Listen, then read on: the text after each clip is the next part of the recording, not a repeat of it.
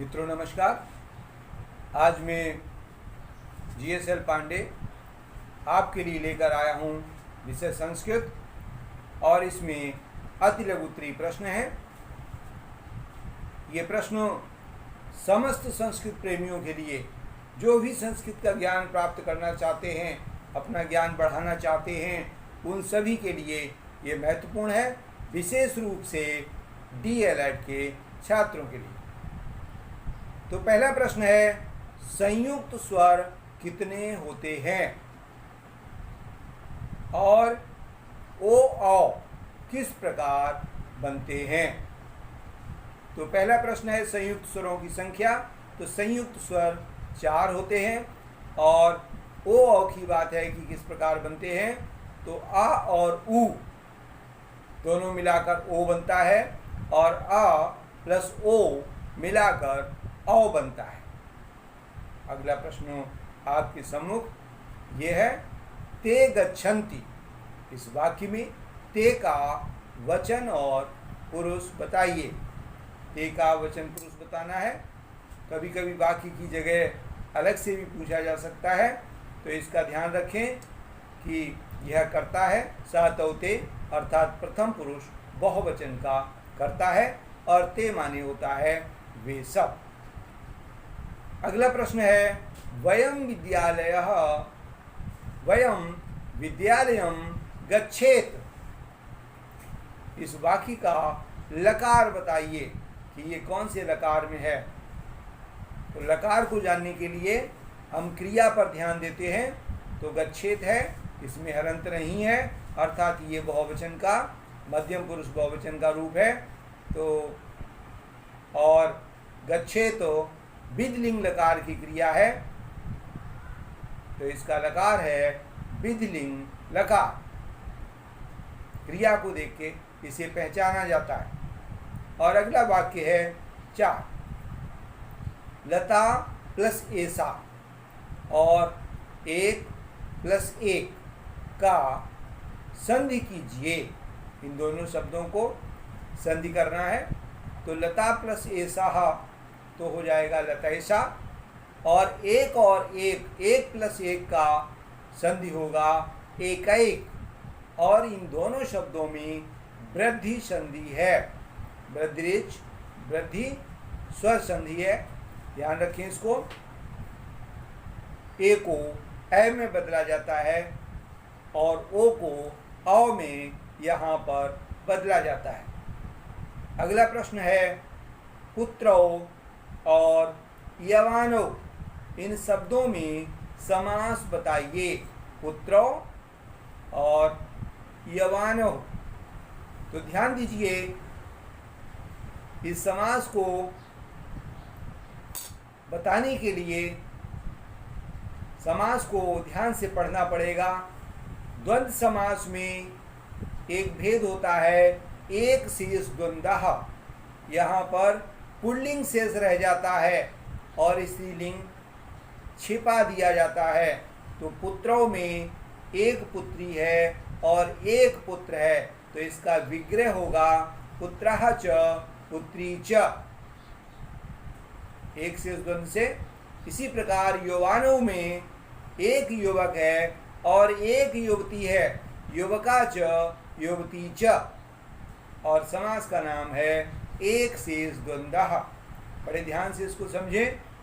और अगला वाक्य है, चेया और पेया, इन शब्दों में प्रत्यय बताइए।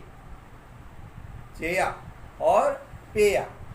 तो पहला शब्द है, अगर इसको ध्यान से देखें तो ची प्लस यत, और दूसरा शब्द है पा प्लस यत। पा धातु है और यत प्रत्यय है, दोनों में प्रत्यय लगा हुआ है यत। पहले शब्द का अर्थ है चयन करने योग्य और दूसरे शब्द का अर्थ है पीने योग्य। अगला वाक्य है, मया ईश्वरः स्मर्यते। इस वाक्य का अर्थ बताइए और वाच्य भी बताइए। ध्यान रखिए। तो सबसे पहले इसका अर्थ देखते हैं। मया ईश्वरः स्मर्यते, इसका अर्थ है मेरे द्वारा ईश्वर को स्मरण किया जाता है या ईश्वर को याद किया जाता है। और इसका वाच्य है कर्मवाच्य। और अगला प्रश्न है अध्यक्ष और अध्यात्म, इन दोनों शब्दों में उपसर्ग बताना है। मैं दो शब्द इसलिए रख देता हूं आपके सामने क्योंकि आपको पहचानने में कुछ आसानी हो। एक शब्द में नहीं पहचान पाए तो शायद अगले शब्द से आप पहचानें। तो ध्यान दीजिए, अध्यक्ष और अध्यात्म। देखो, उपसर्ग या प्रत्यय जानने के लिए संधि का सहारा लेते हैं। तो अगर हम इसका संधि विच्छेद करें तो आपको उपसर्ग मिल जाएगा। यहाँ पर उपसर्ग है अधि। अगर संधि विच्छेद करेंगे तो दोनों में पहला शब्द अधि है और यह यण संधि से इसको जोड़ा गया है। और अगला प्रश्न है प्राक और पुरः, इन दोनों शब्दों का अर्थ बताइए। तो पहला शब्द है प्राक, इसका अर्थ होता है अति प्राचीन काल।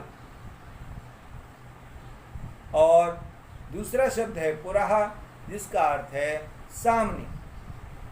ये दोनों शब्द अव्यय हैं, ध्यान रखिए, अव्यय शब्द है। और अगला प्रश्न, हाथी के पर्यायवाची लिखिए।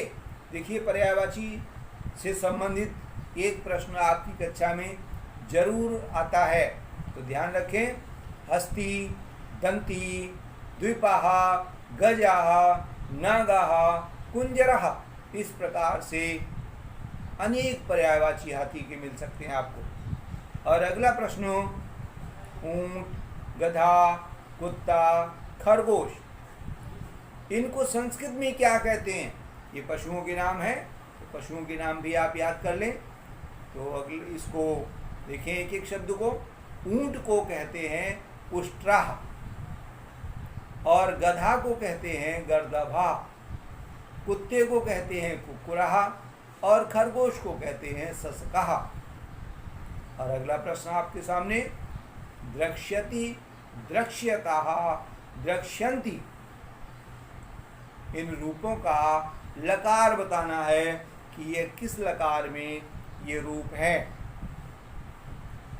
तो ध्यान दीजिए, यह द्रस धातु के रूप हैं और इनका लकार है रट लकार भविष्यत काल। रटो लकार भविष्यत काल, और ये प्रथम पुरुष के तीनों रूप हैं, माने सभी वचनों के। प्रथम पुरुष एक वचन, दो वचन और बहुवचन के रूप आपके सामने हैं।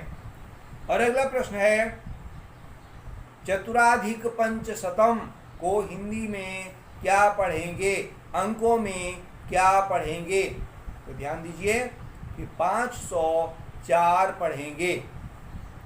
अगला प्रश्न, एक श्लोक है आपके सामने, इस श्लोक को पढ़ते हैं।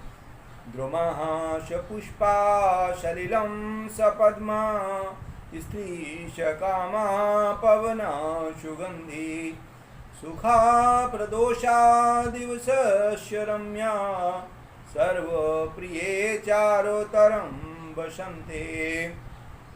तो सबसे प्रश्न ये है कि इसका अर्थ बताना है आपको। तो देखिए, द्रुम, ये बसंत ऋतु का अर्थ है। बसंत ऋतु का वर्णन किया है यहाँ पर कवि ने। पेड़ पुष्पों से युक्त हो गए हैं, जल कमलों से युक्त हो गया है, स्त्रियां काम से परिपूर्ण हो गई हैं, हवा सुगंधित हो गई है, सुबह और शाम का समय अर्थात प्रदोष काल सुख देने वाला हो गया है, दिन भी रमणीक हो गए हैं, और हे प्रिय मित्रों, सभी ओर बसंत ही बसंत है।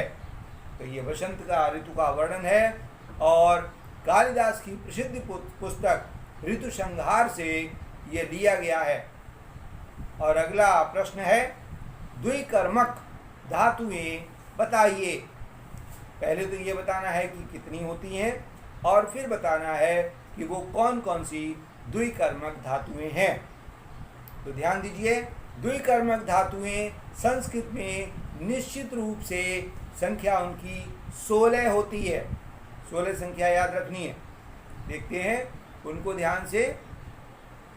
पहली धातु है दुह, जिसका अर्थ है दुहना। दूसरी धातु है याच, जिसका अर्थ है मांगना। तीसरी पच, जिसका अर्थ है पकाना। उसके बाद चौथी दंड, दंड देना। पांचवी रुध, रुध का अर्थ है रोकना। 6 धातु है प्रक्ष, प्रक्ष का अर्थ है पूछना। 7वीं ची, ची माने चुनना।